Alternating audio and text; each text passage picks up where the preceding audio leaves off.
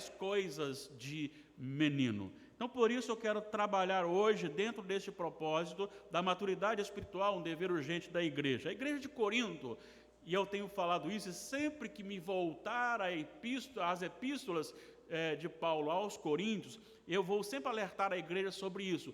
Infelizmente, é justamente as cartas mais usadas para a discussão, para medir a espiritualidade, porque é a carta que mais trata dos problemas relacionados aos dons de línguas, a essas manifestações revelatórias. E quando nós olhamos para as epístolas aos Coríntios, nós vemos que talvez fosse uma das mais problemáticas igrejas que o apóstolo Paulo fundou e que foi desenvolvida e pastoreada ali naquele tempo. Segundo os historiadores, se você quisesse xingar uma pessoa de problemática, você chamava de Corinto, ou seu Corinto. Eu estava chamando ele de algo assim problemático. Já pensou nisso? Quantos Coríntios nós temos no nosso meio, ou somos, né? Quem sabe? Então eu queria tratar com vocês sobre essa questão, justamente porque essa igreja aparentemente espiritual, cheia de línguas, cheia de dons, cheia de tantas coisas, é tratada como Paulo, como uma igreja problemática que precisava de maturidade espiritual.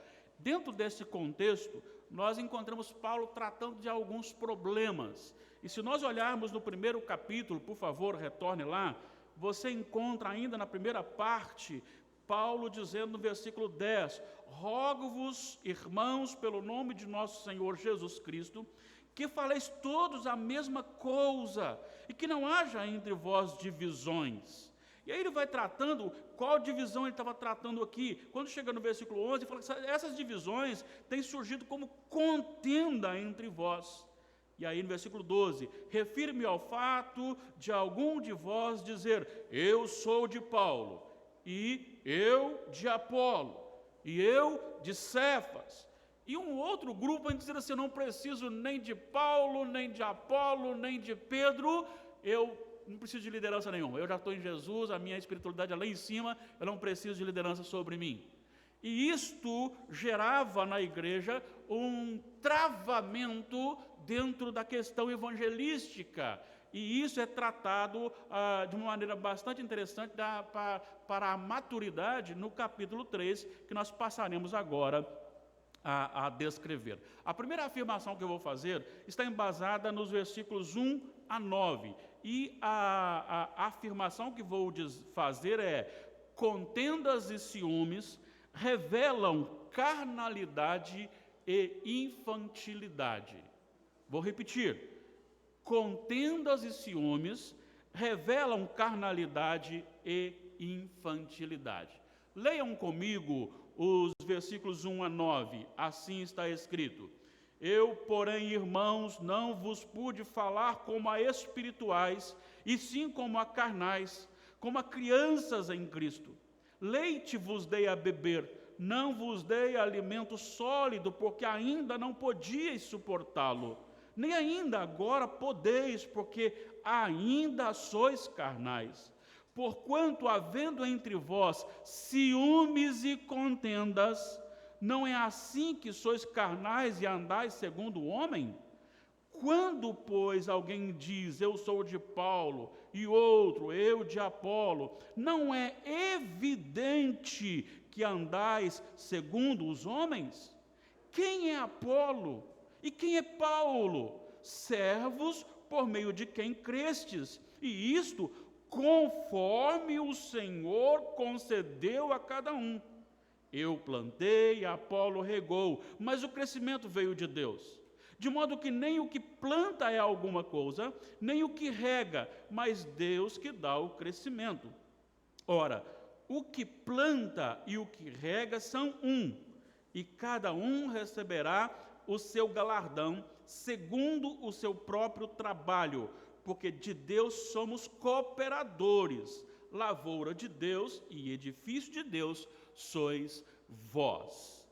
Há algumas coisas importantes que eu queria tratar aqui, então Paulo vai apresentar primeiro o problema. E o problema é justamente a carnalidade da igreja, a infantilidade da igreja. É uma igreja que estava andando e vivendo segundo os padrões deste mundo, seguindo os padrões dos homens. Olha, nos identificamos muito com isso, não é verdade? Nos identificamos muito com isso. O apóstolo Paulo, este mesmo apóstolo, escrevendo aos Romanos, capítulo 2, ele vai dizer numa ordem: não vos conformeis com este século. A grande questão aqui é que a igreja de Corinto, ela vivia segundo as normas dos homens. Ela era carnal. E quando está falando carnal, ele não está dizendo aqui no sentido das podridões da sensualidade, por exemplo. Ele não está dizendo aqui de homens corruptos. O contexto aqui é justamente aquilo que traz para o homem um sentimento de superioridade e também atribuindo a homens um poder que é de Deus, um lugar que é de Deus. Ele vai dizer o seguinte: vocês tiveram que beber leite, e tem que beber leite até agora, porque ele está dizendo aqui para a igreja de Corinto o seguinte: vocês são muito mimimis. Se fosse hoje a linguagem, ele escreveria dessa forma. Qualquer coisinha, está todo mundo ressentido, está todo mundo, não vou mais. Hoje é Paulo, então eu vou. Aí eu de Pedro, não é Pedro, vou pregar, então não vou. O fulano falou isso, então não vou. Nossa, essa igreja não me ama. Esse povo que vive dessa forma em Corinto está sendo agora terrivelmente, fortemente combatido por Paulo em dizer: prestem atenção. Tais comportamentos são comportamentos carnais, são comportamentos humanos. Isso é comum entre crianças. Crianças. Não, melhor é Apolo. E Apolo era aquele pregador que mexia com o emocional, porque ele tinha uma oratória muito boa, segundo os historiadores. Paulo já era mais aquele que falava só, cheio de doutrina também, mas falava só, e aí as pessoas não tinham muita, Paulo é meio chato, Paulo e Apolo é meio chato, eu sou mais de Pedro, aquele mais para frente, que fala, né? Essas discussões, essas briguinhas, seguidores, hoje você olha para a internet, tem seguidores do pastor tal, seguidores do pastor tal, seguidores do pastor tal, seguidores do pastor tal, e eu pergunto: será que realmente a igreja brasileira está madura ou ela está no mesmo lugar, no mesmo patamar que a igreja de Corinto? Por que nós somos tão crianças no relacionamento? Por que nos sentimos tão machucados com tão pouca coisa? E isso é levado para frente. Olha só o que ele vai dizer: vocês estão focando no lugar errado. Quem é Paulo? Quem é Apolo? Instrumentos de Deus para a conversão de vocês. Mas quem deu a conversão foi Deus. Paulo planta, Apolo rega, mas quem dá o crescimento é o Senhor. Se Paulo plantar, Apolo pode regar o resto da vida. Se Deus não der o crescimento, nunca há maturidade, nunca há conversão, nunca há fruto. Então, o que tem que ser olhado aqui é aquele que é a fonte de tudo isso. Tanto é que ele vai dizer assim de forma muito interessante: há ciúmes entre vocês. Não é muito comum para a gente, quando alguém exalta um outro pastor, você fala: poxa vida, eu estou aqui há tanto tempo, não falaram de mim. É muito comum. Nós somos carnais, precisamos mudar de vida. Lideranças e lideranças. É muito comum vermos um posicionamento enciumado diante daquele outro que assumiu ou daquele outro que fez. É muito comum, nós agimos hoje numa igreja geral brasileira, uma igreja cheia de ciúmes. A minha igreja está cheia. A dele está cheia, mas é porque a dele não faz igual a minha. São ciúmes. Isso revela infantilidade. O foco é Deus. Olha só o que ele vai dizer. Como já disse, ele falou, olha, quem é Apolo? Quem é Paulo? E ele vai dizer, servos, versículo 5, por meio de quem cresces. E isto conforme o Senhor concedeu a cada um. Não foi Paulo que concedeu, não foi Apolo que concedeu, foi o Senhor que concedeu. Mas ele vai dizer, eu plantei, Apolo regou, versículo 6, mas o crescimento veio de Deus. Olha só o que dá o versículo 7 de informação na sua parte final. Deus quem dá o crescimento. E depois ele vai dizer o seguinte, pega tudo isso e vamos lembrar que eu e Apolo, ou a liderança da igreja, somos apenas cooperadores, ou seja, funcionários de Deus. E a igreja é a lavoura, é o edifício de Deus. Então tudo é de Deus. Tudo é de Deus. Esse é o problema da igreja de Corinto. E talvez é o nosso problema hoje também. Nós temos que lutar contra isso. Somos por demais sentimentais. Sentimentais. E às vezes não podemos ouvir um bom sermão, uma boa pregação. Lembro-me de ter ouvido de líderes que disseram o seguinte, nós não podemos ficar pregando sobre o pecado, porque o ser humano, a igreja, já sofre tanto durante o dia, a semana, trabalhando, cansado. Quando chega no domingo, tem que pregar sobre o amor para esse povo. Porque é um povo que não suporta a doutrina. Eu não sei, eu acho que aqui não deve ter não, mas eu já ouvi muitas pessoas que abominam doutrina. Abominam doutrina. Porque estão enquadradas aqui. Seguidas pelos moldes dos homens, carnais e infantis. Nós somos de Deus. Quem manda em nós é Deus. E nós temos que agradar a Deus. Nós não estamos aqui para ser agradados. Ele vai dizer que lavoura de Deus sois vós. A lavoura produz. A lavoura, ela serve ao seu dono. A igreja é esta lavoura. Então a primeira lição, ele aprende esse problema com a afirmação: contendas e ciúmes revelam a carnalidade e a infantilidade da igreja.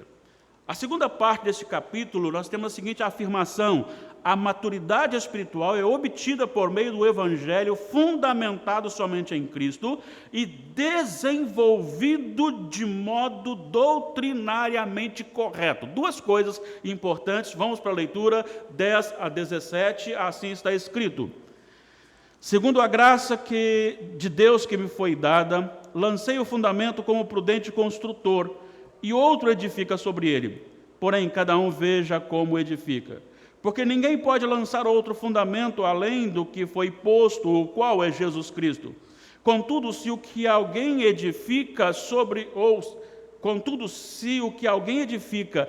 o fundamento é ouro, prata, pedras preciosas, madeira, feno, palha, manifesta se tornará a obra de cada um, pois o dia a demonstrará, porque está sendo revelada pelo fogo. E qual seja a obra de cada um, o próprio fogo o provará. Se permanecer a obra de alguém que sobre o fundamento edificou, esse receberá galardão. Se a obra de alguém se queimar, sofrerá ele dano, mas este mesmo será salvo, todavia, como que através do fogo.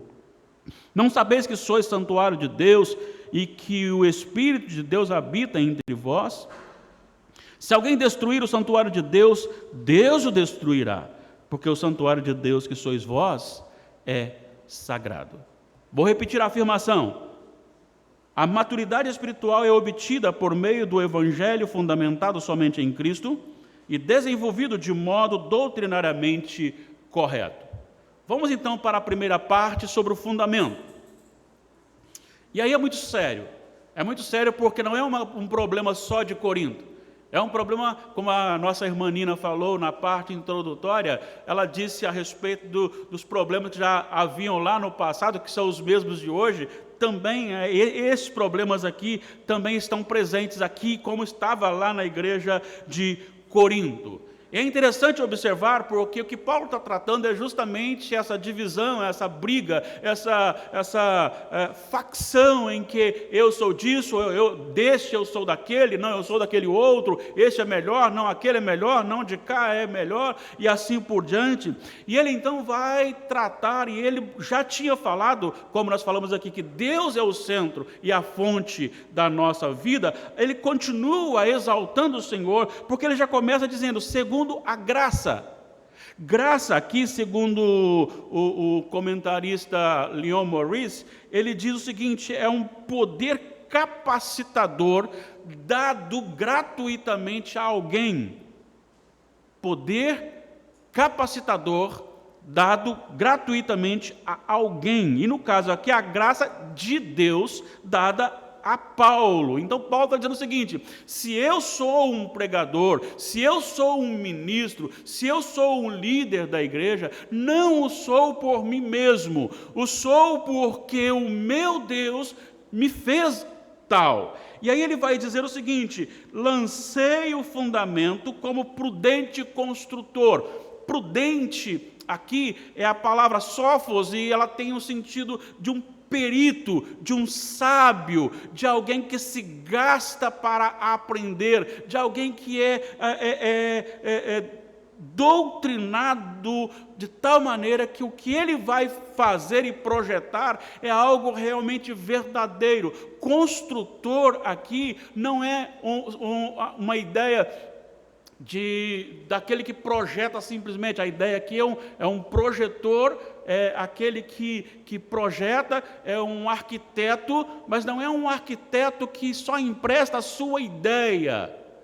É um arquiteto que aponta o que tem que ser feito e está presente na construção. Por isso ele diz um prudente construtor, um arquiteto. E aí ele vai dizer no versículo 11, porque ninguém pode lançar outro fundamento, além do que já foi posto, o qual é Jesus Cristo. Isto aqui, irmãos, é muito perigoso. Nós vivemos o terrível momento da história do chamado politicamente correto. É por isso que nós somos tão infantis. O politicamente correto, tudo está certo, nada pode ser questionado, nada pode ser contrariado. Se contrariou, ele é taxado como alguém que tem que estar fora da sociedade, como alguém retrógrado, como alguém que está distante da realidade. E aqui nós entendemos algo que, fora de Jesus, a igreja não pode ser construída. E aí falamos assim, toda religião é boa, Deus é um só. Esta é uma falácia criada por Satanás e colocada no meio da igreja para que as pessoas continuem no mesmo erro e com a consciência tranquila. Isto é um slogan para colocar mais nuvens, mais cataratas nos olhos espirituais das pessoas. Porque sim, o evangelho não é politicamente correto, ele é exclusivo, é só Jesus e mais nada e mais ninguém. Em Mateus capítulo 16, quando Jesus fez a pergunta aos apóstolos, dizendo, e vós, quem dizeis que sou? Então Pedro assume a palavra e diz, tu és o Cristo, o Filho de Deus vivo. O Senhor então exalta a Deus, o Senhor Jesus exalta a Deus, dizendo assim, olha, você falou aqui, mas porque você recebeu a revelação do Pai. Não foi carne que te revelou, não foi sua sabedoria, não foi o seu conhecimento, foi algo do Espírito Santo, o seu coração. E logo em seguida ele fala assim, tu és Pedro, E sobre esta pedra, e esta pedra não é Pedro, como a Igreja Católica Apostólica Romana prega. Esta pedra a que ele se refere é a confissão que Pedro fez. Então ele está dizendo sobre essa pedra: que pedra? Tu és o Cristo, o Filho do Deus vivo. Sobre esta pedra edificarei a minha igreja, ou seja, a igreja será construída, edificada sobre ele, sobre Jesus, sobre o plano da redenção. Se você olhar 1 de Pedro, capítulo 2, versículo 7, a pedra que os construtores rejeitaram, ela é a principal pedra, e ela é pedra de tropeço para os que se perdem. E essa é a pedra angular, é a pedra fundamental. Jesus é o único fundamento. Hoje nós temos um grupo que corre atrás da fundamentação da igreja na filosofia, no conhecimento. E às vezes, na exposição, cita-se mais homens do que a palavra de Deus. Cita mais, e é chique você dizer, como disse o grande filósofo tal. Isso enche o nosso coração, enquanto nós temos a palavra de Deus e ela muitas vezes é deixada de lado. Nós fundamentamos na filosofia, nós fundamentamos na ciência. Sabe por que hoje muitas pessoas não querem nem mais pregar o Evangelho? Porque acham que o Evangelho precisa ser mudado, porque se não mudar, não há conversão, como se a ciência pudesse provar o Evangelho.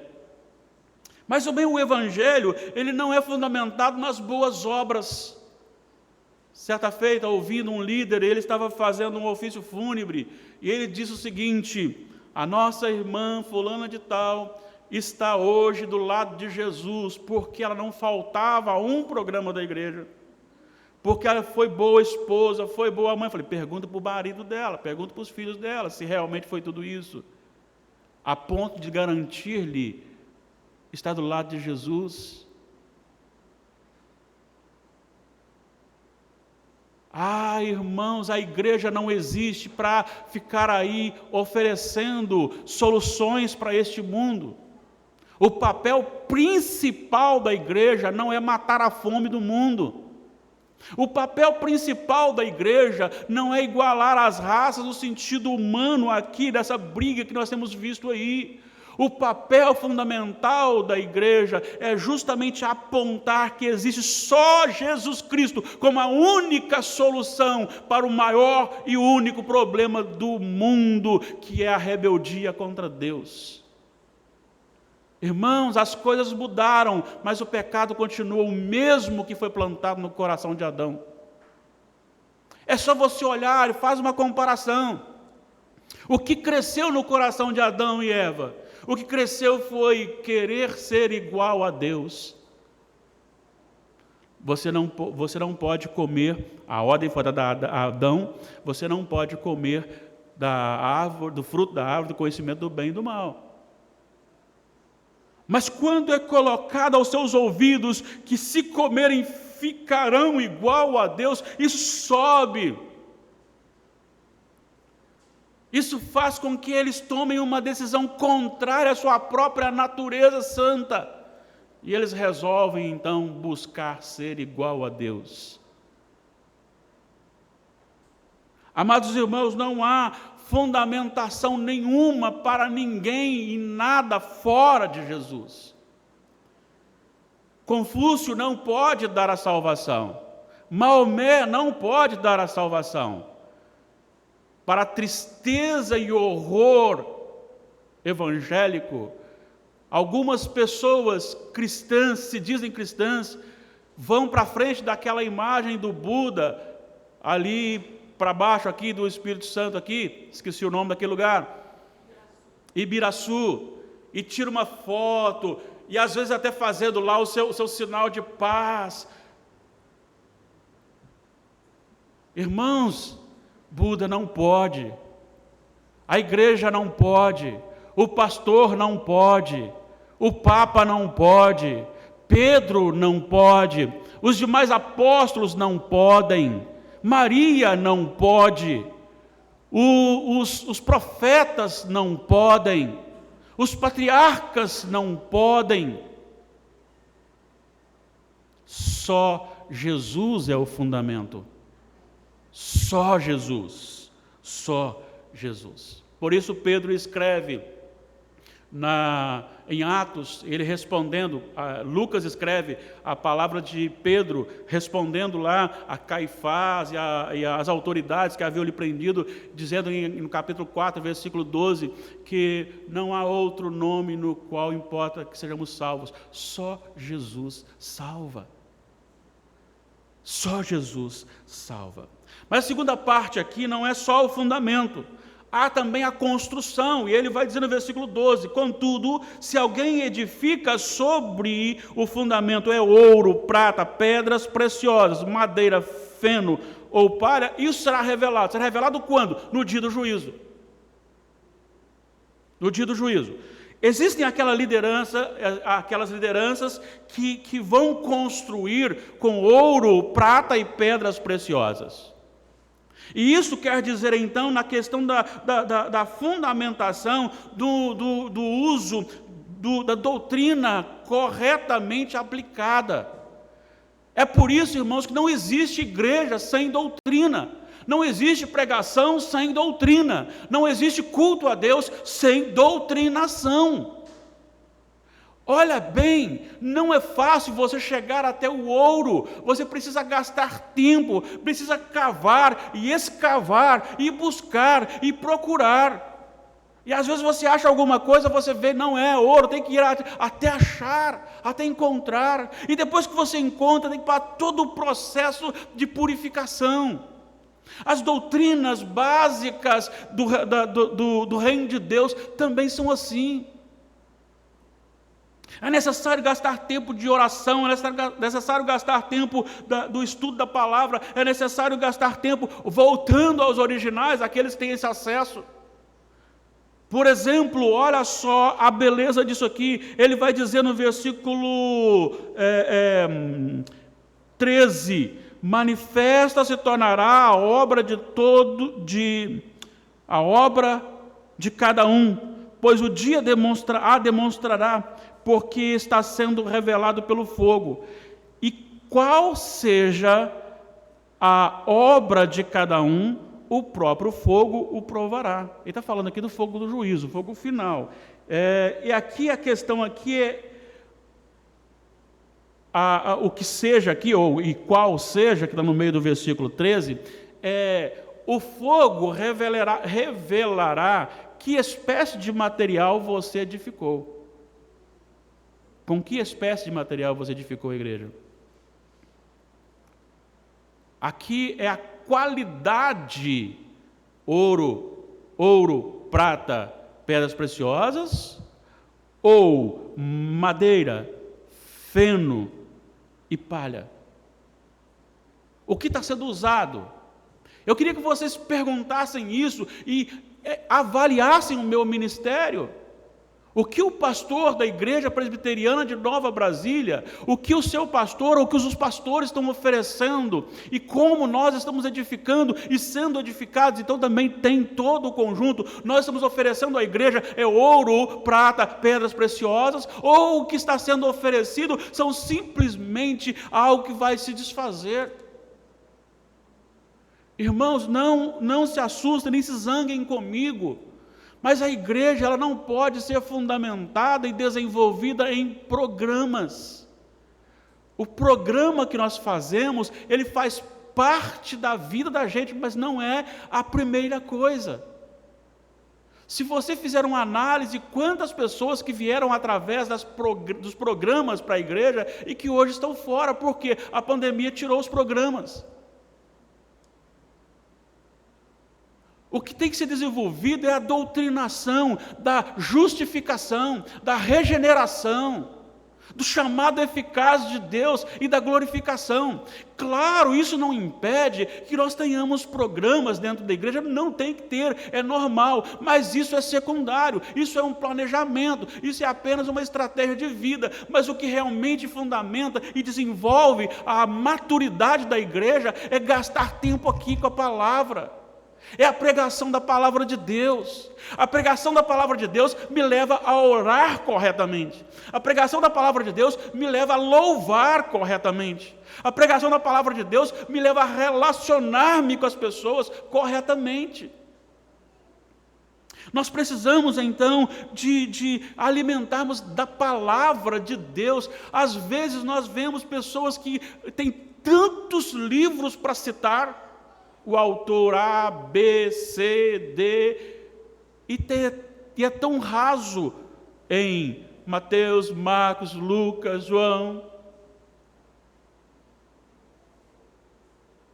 Tem pessoas que sabem o nome de João Calvino e de todos os seguidores de João Calvino, aqueles que fizeram os 5 pontos, que não foi João Calvino, os discípulos de João Calvino que estabeleceram os 5 pontos do calvinismo, por causa dos discípulos do seu oponente, Armínio, Jacob Armínio. Não foi nem Jacob Armínio que fez os 5 pontos contrário ao calvinismo, e nem o Calvino que fez a defesa dos 5 pontos do calvinismo. Foram os discípulos de um que lançaram e os discípulos do outro que responderam. Aí a pessoa é tão envolvida, lê tanto que sabe os nomes de cada um deles, mas não sabe o nome dos apóstolos.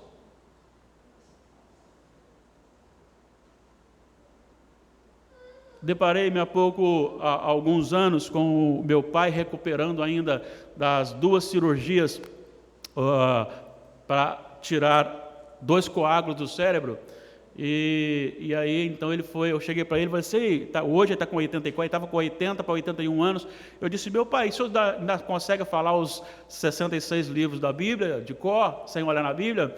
Ele disse para mim, você quer de Gênesis para Apocalipse ou de Apocalipse para Gênesis? Aí eu falei, não acredito. Ele começou em Apocalipse e veio até chegar em Gênesis. Conhecemos cantores e pregadores, os mais tops. E se alguém pedir para abrir a Bíblia no livro de Judite, vai ficar procurando onde está Judite na Bíblia. Precisamos conhecer a palavra de Deus, precisamos conhecer realmente no mais profundo, precisamos buscar. E vou dizer uma coisa, olha só o que ele diz: este fogo manifestará o que você está construindo.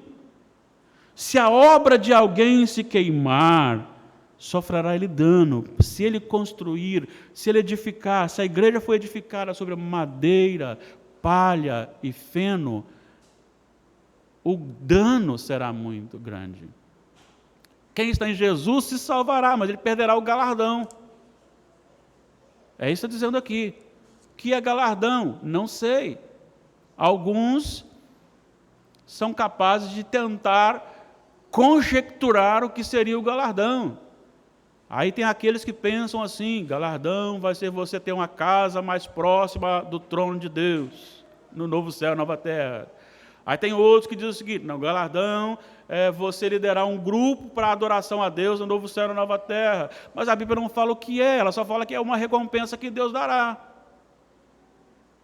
E aquele que fizer isto, ele não construir como ouro, prata e pedra preciosa, e usar então madeira, palha e feno, este perderá o seu galardão. Ele não perde a salvação, mas ele perde o seu galardão. E aí tem algo muito sério aqui. O que ele está chamando a atenção é dizer o seguinte: parem com essa besteirinha de eu sou disso, eu sou daquilo outro, porque nós somos a igreja, e aqui é levada para a igreja, não é? Nós também somos, né? Cada um é um templo do Espírito Santo. Mas aqui ele está dizendo o seguinte: vós sois santuário. Então a igreja é o santuário de Deus. E se eu agir para destruir o santuário de Deus, eu também serei destruído por Deus. A grande questão aqui é, tudo pertence ao Senhor. Então, para crescer espiritualmente, você precisa se envolver com as coisas de Deus. Tem um pregador que usa uma frase que eu gosto muito. Ele diz o seguinte: toda vez que a igreja usa meio carnais para a conversão de pessoas, e meio carnais que ele está dizendo ali não é coisa pecaminosa, São programações. Vamos fazer um culto jovem para atrair os jovens. Vamos fazer o culto disso para atrair isso ou aquilo. Aí você atrai realmente. Mas como você fez por meios carnais, você atrai as pessoas carnais. E essas pessoas carnais que vêm, o dia que não tiver aquele programa, ou a carne que você ofereceu, ele vai embora. Você não precisa fazer culto jovem para atrair jovem, você fazer culto a Deus proclamando o Evangelho. Se é para jovens, se você quis fazer um programa para jovem, ok, mas não nesse sentido, de atrair, ou vou fazer uma ajudinha aqui para atrair, culto das mulheres, culto dos homens, culto dos... Não, você pode até fazer o encontro das mulheres, pode até fazer o encontro dos homens, o encontro dos jovens, não tem problema nenhum, mas não é com o objetivo de que se eu fizer isto, vai ser um culto totalmente diferente e vai atrair a pessoa daquele grupo. Até porque, meu amado irmão, minha amada irmã, nós não convertemos ninguém. Quem age é o Espírito Santo. E quanto menos você usar a sua capacidade de convencimento e apenas expor Jesus Cristo, mais o Espírito Santo age para a conversão. Não toque no santuário de Deus, edifique-se. Como? Com a palavra. Mas não é só para os pregadores, não é só para a liderança, é também para os membros, porque nós somos o santuário de Deus. Então, a segunda afirmação é a maturidade espiritual é obtida por meio do Evangelho fundamentado somente em Jesus Cristo e desenvolvido doutrinariamente, de modo doutrinariamente correto. Eu preciso terminar. O nosso tempo já foi e eu nem percebi. A última parte, versículos 18 a 23, nós temos a seguinte afirmação. A maturidade da igreja é construída na sabedoria de Deus e não no saber do homem. Assim está escrita a última parte. Ninguém se engane a si mesmo. Se alguém dentre vós se tem por sábio neste século, faça-se estulto para se tornar sábio. Porque a sabedoria deste mundo é loucura diante de Deus, porquanto está escrito, ele apanha os sábios na própria astúcia deles. E outra vez, o Senhor conhece os pensamentos dos sábios, que são pensamentos vãos. Portanto, ninguém se glorie nos homens, porque tudo é vosso. Seja Paulo, seja Apolo, seja Cefas, seja o mundo, seja a vida, seja a morte, sejam as coisas presentes, sejam as futuras, tudo é vosso. Mas, olha só, e vós de Cristo, e Cristo de Deus. Se não tivesse tempo nenhum agora, falaria assim, para a glória de Deus. Essa última parte tem justamente este objetivo, a glória de Deus. E quando nós olhamos a questão dessa sabedoria aqui, humana, como a gente tem tanta dificuldade, como a gente gosta de mostrar serviços, como a gente gosta de chegar e apontar que estudou, como a gente gosta de falar palavras novas e custar achar alguma coisa para incluir aquela palavra nova que nós achamos. O Evangelho não precisa disso, ninguém precisa disso para a conversão, está muito claro aqui, ninguém engana a si mesmo, você não conseguirá convencer ninguém com a sua sabedoria. Não estou dizendo que você não deva buscar a sabedoria, eu não estou dizendo que você não deva estudar e estudar muito, não estou dizendo que você deva se esforçar ao máximo em tudo, mas estou dizendo que se você usar aquilo que você tem, você nunca convencerá ninguém, não se engane a si mesmo. Por que razão? Porque a ordem é viva ao contrário do mundo. O mundo odeia o Senhor, o mundo odeia a igreja, o mundo odeia você, o mundo não lhe ama. Se o mundo lhe amar é porque você não está no Senhor. Olhando hoje, a normalidade deste mundo se levantar contra o Senhor de forma tão intensa. O mundo em tudo caminha contra o Senhor. Em tudo. O próprio sistema em si, ele oferece possibilidades de você dar o calote no próprio governo, na lei que foi estabelecida. Para aquele que é fiel, as coisas são mais difíceis, são pesadas. E para aquele que se destaca nas trevas, recebe benefício deste mundo. Recentemente, a Corte Maior do Brasil soltou um dos maiores bandidos da nossa nação.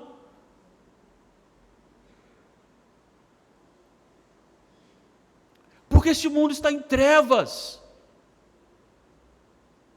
A briga que você tem no Brasil hoje e também nos Estados Unidos não diz respeito à política, diz respeito a coisas espirituais. A igreja está achando que é coisa política. Não! É porque alguém falou em nome de Deus. Nem estou dizendo que segue a Deus, mas falou em nome de Deus e não pode falar em nome de Deus. Deus é rejeitado no mundo, Deus é rejeitado aqui. Então a sabedoria do mundo é inimiga de Deus. Se você olhar aqui no contexto, no primeiro capítulo, ou melhor, no segundo capítulo, o apóstolo Paulo vai dizer assim, no primeiro versículo: eu, irmãos, quando fui ter convosco, anunciando-vos o testemunho de Deus, não o fiz com ostentação de linguagem ou de sabedoria, porque decidi nada saber entre vós, senão a Jesus Cristo e este crucificado.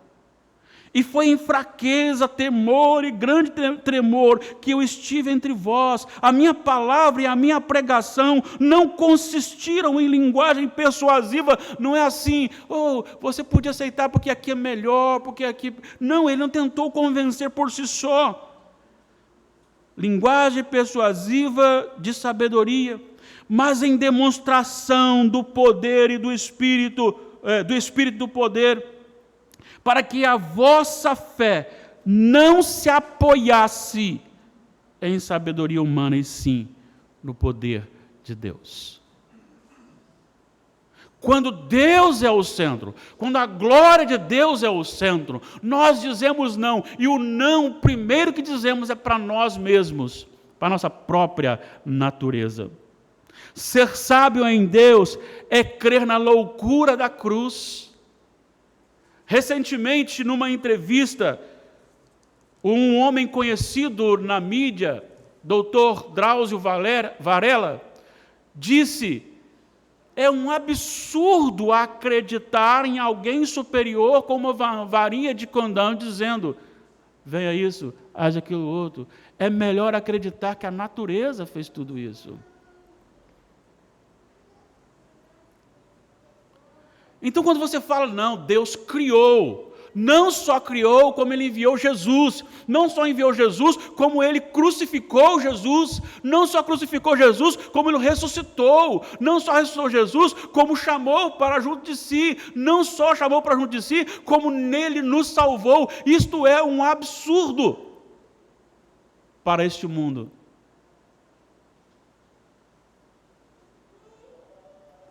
Submeter-se aos princípios, os mandamentos do Senhor, sobre a questão do casamento, por exemplo. Eu tenho ouvido de crentes dizer o seguinte: eu não posso viver infeliz, Deus não quer que eu seja infeliz, então por isso vou me separar e casar de novo. Aí eu pergunto, mas houve adultério? Não, só estamos infelizes. Às vezes vemos pessoas que se dizem evangélicas postando coisas dizendo assim: case quantas vezes necessário for, mas não viva sob o jugo da infelicidade. E esta infelicidade se deve à imaturidade espiritual. Justamente porque a sabedoria deste mundo tem tomado conta também da igreja. E nós precisamos acordar para isso, porque a sabedoria do homem, ela é inimiga de Deus, e a glória é dele, a glória é do Senhor, a glória é de Deus. E aí então, Filipenses capítulo 1, eu queria só fechar com esse ponto aqui. Paulo está preso. Ele está preso numa casa, na sua própria casa, mas não com uma tornozeleira eletrônica. Ele está com um soldado do lado, algemado a ele. E o soldado ficava com ele por 6 horas, e depois trocava-se o soldado, mas o preso continuava o mesmo, Paulo. E ele então fala no versículo 19 em diante: porque estou certo de que isto mesmo, pela vossa súplica e pela provisão do Espírito de Jesus Cristo, me redundará em libertação, segundo a minha ardente expectativa e esperança, de que em nada serei envergonhado, antes, com toda a ousadia, como sempre, também agora, será Cristo engrandecido no meu corpo, quer pela vida, quer pela morte, porque para mim o viver é Cristo e o morrer é lucro. O que Paulo está dizendo aqui é o seguinte: eu estou certo de que o Espírito de Jesus me libertará dessa cadeia, pela oração e pelo que ele tem colocado e manifestado. No entanto, preste atenção nisso, isso é muito profundo. No entanto, se eu não for liberto e morrer aqui, Cristo será glorificado, porque Ele me fez fiel até mesmo na morte. Se eu morrer, eu morrerei fiel, e por morrer fiel, sabendo que Deus me faz fiel, terão que glorificar a Deus. Se eu viver e for liberto, é porque Deus me libertou, a glória é dele. Então, se Deus liberta, Deus é glorificado. Se eu morro, Deus é glorificado, porque Ele não me deixou negá-lo neste momento, neste lugar, aqui onde estou. A grande questão é justamente esta: a finalidade é a glória é de Deus. Então se preocupe apenas em pregar a palavra de Deus como ela é. Não precisa usar a sua capacidade, a sua sabedoria. Use apenas a palavra de Deus, que é suficiente, porque assim o Espírito Santo agirá poderosamente. Em Mateus 13:51, o Senhor Jesus, depois de contar algumas parábolas, ele diz assim: entendestes o que vos foi falado? E eu encerro esse sermão perguntando a você e a mim também: será que nós entendemos o que nós acabamos de ler aqui agora? Que idade nós temos no reino de Deus? Somos ainda bebês? Já estamos mais maduros? O que tenho seguido? As doutrinas deste mundo ou as doutrinas do Senhor? Como eu tenho, juntamente com os meus irmãos, construído sobre o fundamento da igreja, que é Cristo, como nós temos desenvolvido? Que material nós temos usado? É ouro, prata, pedra preciosa? Vamos lembrar uma coisa? O ouro, a prata e a pedra preciosa são pesados e mais difíceis de serem manuseados. A madeira, o feno e a palha são bem mais fáceis de serem manuseados. Só que eles queimarão no dia do juízo. O ouro, a prata e a pedra preciosa não. Qual é a sua idade no reino de Deus? Como você tem reagido diante das circunstâncias? O que este momento de pandemia resultou na sua vida? O que tem acontecido com você? Espero que você esteja no processo de maturidade. Espero que você esteja no processo de crescimento, de desenvolvimento, de firmeza no Senhor, a ponto de nada nem ninguém tirar-lhe da presença de Deus. Mas quando alguém fizer alguma coisa errada, converse com ele, chame-o, trate-o, ame-o, corrija-o.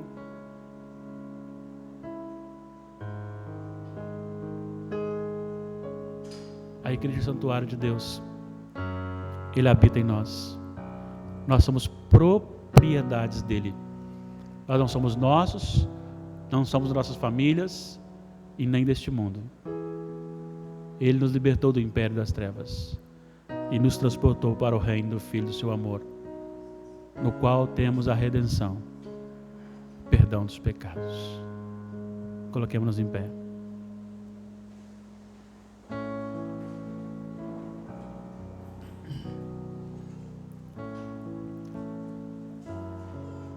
Ó tu que te assentas sobre a redondeza da terra,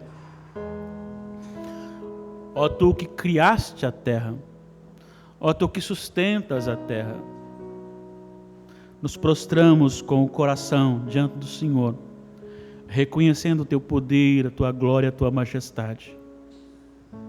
Reconhecemos que a glória é toda tua. Reconhecemos que tudo pertence a ti. Reconhecemos que a igreja é santuário do Senhor. Reconhecemos que mais do que nunca a igreja precisa crescer espiritualmente, amadurecer espiritualmente. Precisamos, ó Deus, sim, de crescer nos moldes de Jesus e sermos fundamentados nele e construídos com ouro, prata e pedras preciosas. Precisamos sim de entender que não há outro poder salvador a não ser o poder do Evangelho, o poder do Senhor, o poder do Espírito Santo. Por isso, ó Deus, conduza-nos no teu propósito para a glória do Senhor, em nome de Jesus. Recebamos a bênção. Que a graça doce, sublime de Cristo Jesus, o nosso Senhor, o amor de Deus Pai Todo-Poderoso, a comunhão, as ternas consolações do Espírito Santo, sejam conosco reunidos aqui nesta manhã, sejam com todo o povo de Deus hoje e para todos sempre.